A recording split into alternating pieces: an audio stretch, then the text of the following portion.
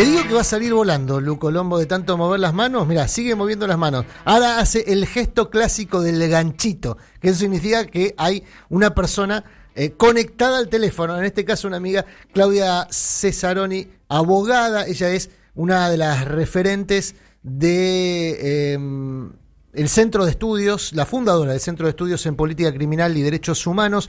Y además te convocamos, Claudia. Buen día, ¿cómo estás? Adrián Murano, Fabiana Solano, te saludamos. ¿Cómo estás? Hola, ¿qué tal? Buenos días. Bien, gracias. Completo la presentación diciendo que te convocamos además porque estuviste en Devoto hace un par de días cuando se dio esta situación que en algunos medios fue calificado como un motín, pero que vos aclarabas que no era un motín, sino un reclamo, una forma de visibilizar una situación de riesgo que era la posibilidad de contagio de COVID-19, de coronavirus entre los internos. Situación que parece que que se confirmó ayer, ¿no? Algunos de los internos ayer dieron positivo de coronavirus, internos de Devoto.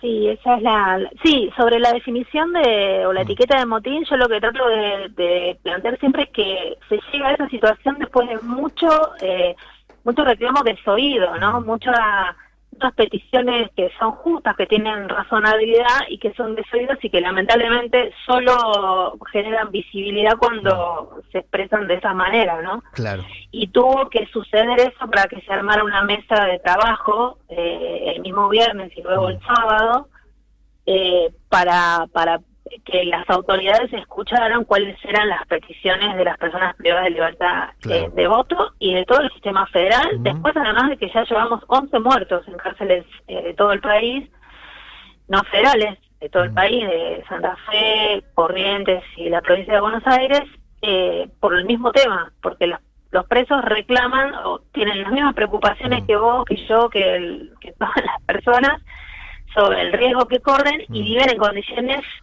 muy difíciles y además muchos de ellos saben que deberían estar en su casa, ¿no? Que quedarse en su casa como es la indicación oficial.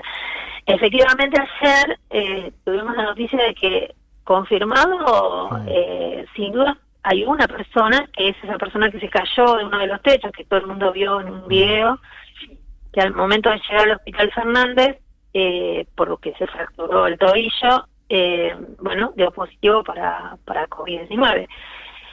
Se rumoreaba que había una segunda persona, yo no lo puedo confirmar. Ahora, se presume por la capacidad del contagio del COVID, eso es lo que nos vienen explicando, que por la capacidad que tiene del contagio COVID-19, si hay una persona en un ámbito de hacinamiento, como es un penal, en este caso aparte un penal vertical, es el único penal vertical que queda, creo, ¿no? Por lo menos en el ámbito federal, seguro. Sí, tenés razón, sí, porque tiene por lo menos 3 pabellones por módulo, digamos, sí.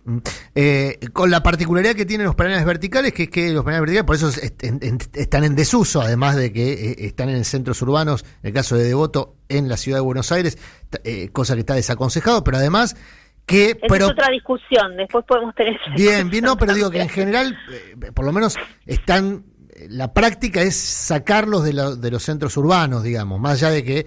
Sí, porque es una manera de aislarlos también, ¿no? Sí, es verdad. Pero por otro lado, la verticalidad de los penales está, esto sí, desaconsejado por lo que provoca en términos de hacinamiento y demás. No porque en el resto de lugares no estén hacinados, ¿no? Por cierto. No, y además porque no tienen condiciones.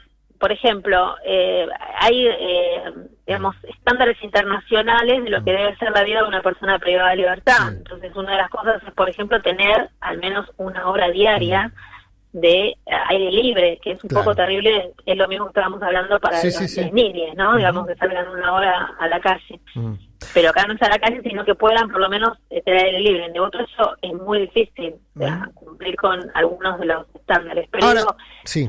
No, te decía que vos mencionabas la mesa de negociación. Bueno, una de las cosas que llamó la atención el viernes es que mencionaban los internos, o algún interno que daba alguna entrevista, mencionaba tu nombre como uno de los reclamos, es decir, que vos puedas participar de la mesa de negociación entre los internos y el Estado.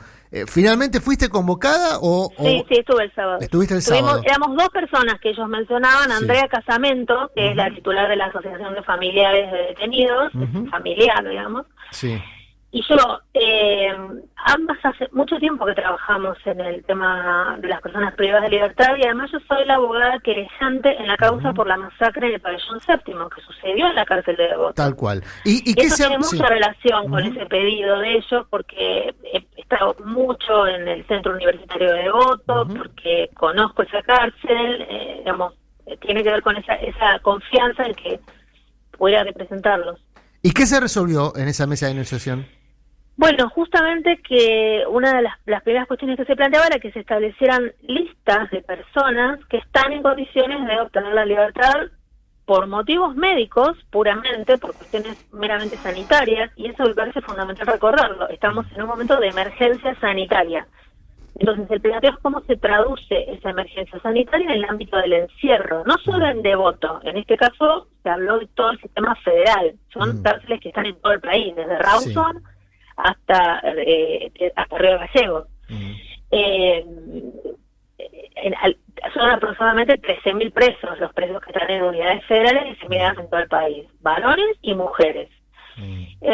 Por supuesto, 91%, la inmensa mayoría de varones. Entonces, en ese conglomerado de personas hay muchas que tienen más de 60 años, tienen diabetes, tienen enfermedades cardiovasculares, tienen enfermedades respiratorias u otras enfermedades que las pone en el mismo lugar de riesgo que me pone a mí, a vos o a cualquiera si tenemos esas condiciones, ¿no?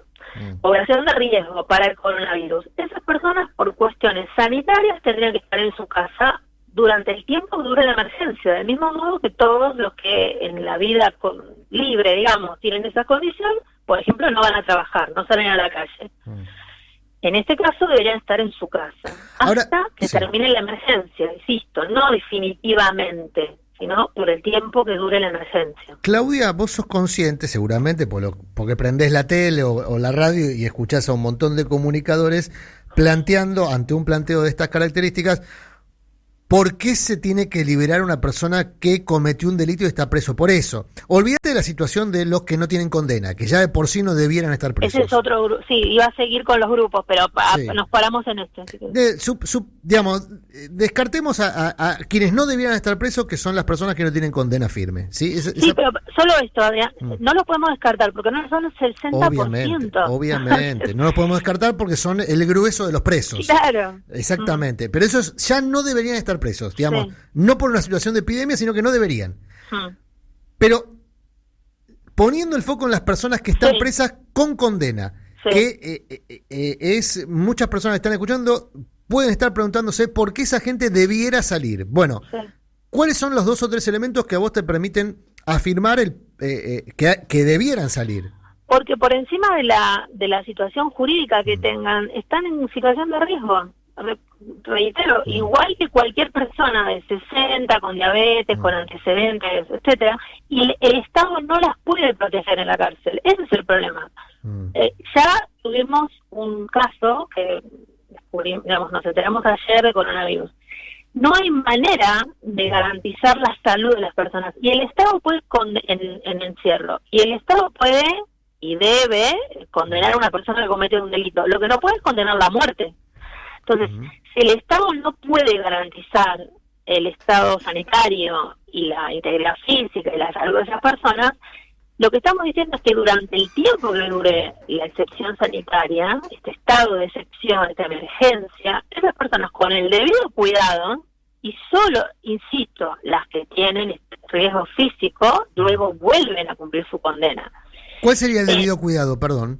Por ejemplo, una persona que está, supongamos, por homicidio, porque además estamos hablando de casos, por ejemplo, personas mayores de 60 años que estén condenadas por homicidio, es muy probable que ya lleven 15 años presas. Digo, no estoy hablando de un caso particular, pero digo, estamos hablando de personas mayores y con enfermedades. En el imaginario colectivo, la cárcel está llena de violadores, asesinos, femicidas que ayer cometieron el delito. Y eso es un error. Yo ayer estuve difundiendo cifras y invito a cualquiera que las mire porque son públicas. La cárcel está llena de 13.000, 10.000 personas, y están los datos oficiales, están por delitos menores contra la propiedad o por delitos vinculados al tráfico de drogas. La cantidad de personas que cometieron delitos graves, violentos, que a todos nos produce mucho rechazo, es absolutamente minoritario. Entonces, ¿qué porcentaje? Ahora repasamos. Mira, te digo el número, y te digo dónde lo pueden ver. Hay una página que se llama SNEP, que es Sistema Nacional de Estadística de Ejecución de la Pena. En el caso de los homicidios, sí, de 13.000 detenidos en cárceles federales, las personas que están acusadas de homicidio son 781 sobre 13.000. Sí. Los que están acusados por delitos contra la integridad sexual son 742 a 2018. Los que están por delitos como robo, tentativa de robo, hurto, tentativa de hurto, son 5.100. Los que están por delitos asociados al tráfico de drogas, 5.400. Bien. Entonces, bueno es porque después en los medios se pone el foco sobre el violador liberado, ¿no? Exactamente. Cada vez que hablamos de la cárcel aparece el monstruo violador y es una cantidad absolutamente ínfima. Entonces, en cuanto a los recaudos que vos me preguntabas, yo decía, bueno, obviamente no vas a mandar a la casa a una persona que atentó, por ejemplo, contra su mujer. Es absurdo, eso a nadie se le ocurre, digamos. Todas las personas que trabajamos en este tema no estamos ni locas, ni somos tarados, ni queremos que la sociedad se sienta insegura. Estamos hablando de derechos y de cómo garantizarlos, no en detrimento de otros derechos. Claudia. Pero déjame que te diga, perdón, solo esto porque después se da el tiempo y queda sin decir una cosa que me parece muy importante. Hay muchas personas que están en términos de libertad condicional y libertad asistida. ¿Qué son esas personas? Son personas que sí están condenadas, que ya han pasado 2/3 de la condena o le faltan solo 6 meses para terminar la condena y también deberían estar, no por la pandemia, ya deberían estar en libertad. Y eso también se acordó acelerar esos trámites, porque era un derecho que ya tenían, con pandemia o sin pandemia. Sí, perdón. Claudia, buenos días. Buen día. ¿Cómo andás? Fabiana Solano te saluda. Todas estas cosas que estás marcando, asumo que tienen una pata jurídica o judicial, que tiene que ver con el ritmo de trabajo y con las prioridades, pero también con la construcción de un sentido común que fortalece, digamos, las teorías jurídicas y políticas. ¿Existe algún modelo que se estudia desde la teoría o algún modelo existente en el mundo donde funcione la cuestión de las cárceles también desde lo humanitario, desde la cuestión de los derechos humanos? Mira, los ejemplos a los que siempre se acude son de sociedades que son muy distintas a las nuestras, las sociedades de esos países nórdicos, Noruega, Holanda, Suecia. Noruega, por ejemplo, tiene un sistema bastante humanitario. Tiene, por ejemplo, yo les decía como 6.000 o 5.400 personas que están vinculadas al tráfico de drogas o delitos vinculados a las drogas. Uno podría darse cuenta de que en la mayoría de esos casos el problema de altísima vulnerabilidad, porque ahí tenés las mujeres, por ejemplo, las llamadas horriblemente mulas, que trasladan droga desde países del norte hasta la Argentina, y por ahí cobran 1.000 pesos para hacer eso, ¿no? Claro. Entonces, vos decís, ¿está bien trasladar droga? No, no está bien. Ahora, esa mujer, si tuviera la posibilidad concreta de tener un espacio laboral, cómo cuidar a sus hijos, cómo atenderlos, para esa persona eso es un tráfico de una mercancía. Está prohibido, pero es parte de su supervivencia. ¿Puedes atender esa problemática de otra manera? Y seguramente que sí podés. Las sociedades más igualitarias resuelven problemáticas sociales que en otras sociedades con menos nivel de equidad, como la Argentina, no olvidemos nunca que estamos hablando de millones de personas por fuera digamos, del circuito laboral, en condiciones de pobreza, bueno, se resuelven con comercios ilegales. ¿Eso está bien? No, no está bien. Pero cuando vos vas a la cárcel, y voy a decir una obviedad, pero estamos en tiempos que hay que decir obviedades, la ves llena de pobres. Y no porque yo sé que alguien va a decir, estás diciendo que los pobres son los que cometen delitos. No. No, son los que van presos, digamos. Exacto, son los que el sistema penal atrapa. Bien. ¿No? Claudia, la última, estamos en comunicación con Claudia Cesaroni, ella es abogada y una de las referentes. Aparte conocés muy bien Devoto porque decías estás en el centro educativo, digamos, formás parte de... He ido, muchísimas veces, sí, hemos hecho talleres de investigación ahí. Bien. Y hemos trabajado mucho para investigar justamente la masacre en el pabellón séptimo que sucedió en la dictadura en Devoto. Devoto es un ejemplo raro, digamos, no es una palabra quizá adecuada. Es un modelo en muchos aspectos, por lo positivo y por lo negativo. Por lo positivo es que el centro educativo de Devoto es un centro educativo muy intenso, donde hay mucha actividad y ha tenido resultados muy, muy potentes. Y de ahí me surge la última pregunta, por lo menos en este caso.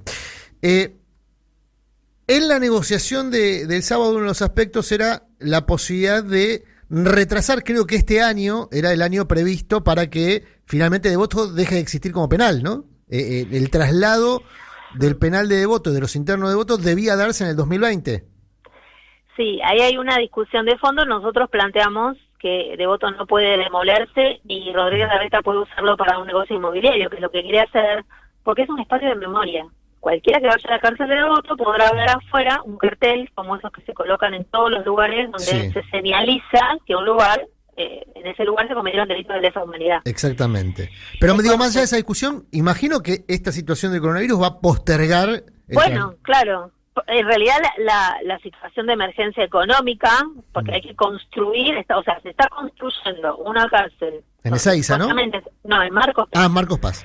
Y eso que vos mencionabas como un modelo, como un ejemplo, que sí lo es, que es el Centro Universitario de Devoto, que depende de la Universidad de Buenos Aires, sería dinamitado si la cárcel le lleva a Marcos Paz, porque ningún docente de todos los que van a Devoto, va a ir a Marcos Paz, porque ir a Marcos Paz es 2 horas de ida, 2 horas de vuelta, una cantidad enorme de dinero en nafta o en la manera de llegar, y todo el día, ¿no? Cuando a Devoto llegás en 20 minutos. Claro. Entonces, eso que vos estás contando y que efectivamente es un modelo que se muestra, que se exhibe, que se exporta, que es que la universidad entra a la cárcel, ¿no? El centro universitario es eso, es como que vos atravesás una puerta y te olvidás un poco que estás en una cárcel, porque estás en un espacio donde solo hay estudiantes, ¿no? Bueno, no preguntás, ¿usted qué hizo? Preguntás, ¿qué materia estás cursando? No, te preguntaba, ¿sabes por qué te preguntaba esto, Claudia? Porque no sé si fue así, pero me llegó una versión que indicaba que en la negociación de la mesa de negociación que se había abierto a partir de la protesta, se incluía el tema educativo, el tema de que no se cierre o que se garantice el sostenimiento del centro universitario. No, yo te digo, francamente, en el acta puede leerse que eso no aparece. Se habló, se conversó, el tema de la preocupación por el traslado. Ellos tampoco quieren ser trasladados, por supuesto, pero finalmente en el acta que se firmó no está eso. No está porque eso. Se resolvió justamente acotar los puntos de acuerdo a la urgencia, ¿no? A todo lo que tenga que ver con este momento de pandemia. Entonces, todo lo demás se dejó de lado para seguir trabajando, pero en el acta de cierre eso no quedó. Está a la vista, pues, No, está bien, más allá de lo que decía el acta, me parecía muy significativo que los propios internos, entre otras cosas, reclamaran el derecho a seguir por supuesto, educándose, eso se habló, ¿no? Sí, claro, porque además varios de los delegados son estudiantes, y es muy importante destacar que no solo el centro universitario es para quienes llegan a carreras universitarias, se hacen tareas de alfabetización, ahí llega mucha gente, en esa página que yo les decía para ver las estadísticas penitenciarias, es muy interesante porque ahí se ve también, por ejemplo, con qué nivel educativo llegan a la cárcel. En nuestra mayoría no puedo llegar a terminar el secundario. Entonces, ese espacio de aprendizaje, además de las docentes que forman parte del sistema educativo formal y que dan Devoto, hay escuela primaria, escuela secundaria, todas esas docentes, por ejemplo, conforman también con nosotros un colectivo que se llama No al Traslado de Devoto, porque tampoco quieren que sus alumnos se vayan, ¿no? Porque no los van a poder tener más. Pero digo, hay mucha cosa que sucede en la cárcel que es desconocida, talleres de teatro, talleres de serigrafía, talleres de diseño gráfico, además de la enseñanza, digamos, formal. La universidad, la Facultad de Filosofía y Letras tiene un montón, talleres de radio. Nosotros el año pasado yo participaba, hacíamos una radio con los propios premios que se pasaba el programa por Radio La Tribu. Bien, Claudia, mucha actividad. Te agradecemos muchísimo. Esta comunicación ha sido muy amable y aparte siempre, más allá del hecho en sí y de las imágenes, que por supuesto para la gran mayoría de la gente lo que va a quedar de todo este episodio es la imagen de un grupo de presos rompiendo el techo de chapa, lamentablemente, pero por lo menos acercamos un poquito más de lo que no se ve, ¿no? Pero existe. Gracias, Claudia, por este rato. Muchas gracias a ustedes. Buen día. Buen día. Claudia Cesaroni, ella es abogada, docente, criminóloga, fundadora del Centro de Estudios en Política Criminal y Derechos Humanos. Como bien siempre dice Fabi, cada vez que hablamos de la situación de prisión de muchas personas, lo que hace la prisión es limitar la libertad ambulatoria de los que cometieron delitos, no otros derechos. Y el derecho a la vida es un derecho que el Estado debe preservar. También, y eso incluye a la gente que está privada de su libertad. Es lo que se reclamaba días pasados, más allá de que por supuesto en ese reclamo se pueden colar cosas que no tienen que ver con el coronavirus, pero que sí tienen que ver con las condiciones o de hacinamiento, o de maltrato, o de destrato que se sufren en las prisiones, en este caso las prisiones federales. En el fondo siempre es una cuestión política, Claro, siempre. Claro.